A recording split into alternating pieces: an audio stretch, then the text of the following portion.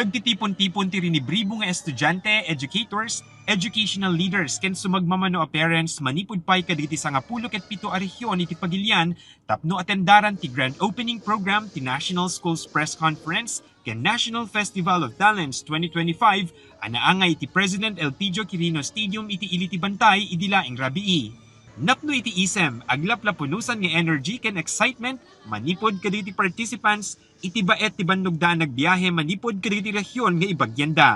Kunada nga inaramid da amin nakabaelanda nagsagana para kaditi national events, ken mangnamnamada ang makaiyawid da iti medalya.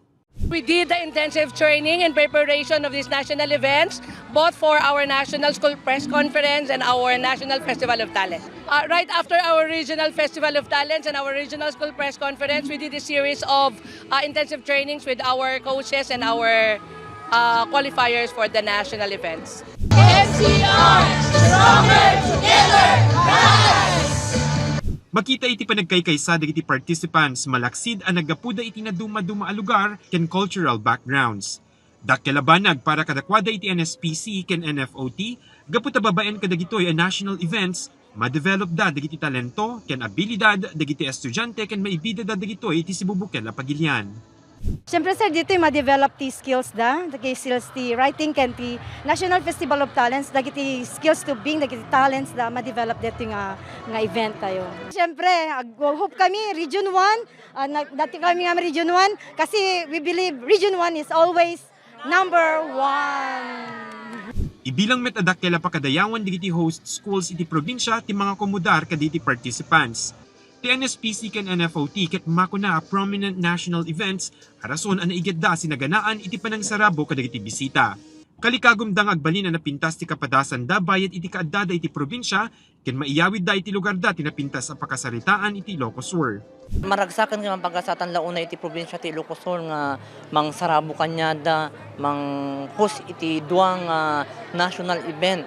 Which is dedicated sa NSPC ken and PUT. So the province po nakaredy naman po with all the preparations and the support from the government officials, government offices, both sa provincial government, mga LGU, mga LGU offices po.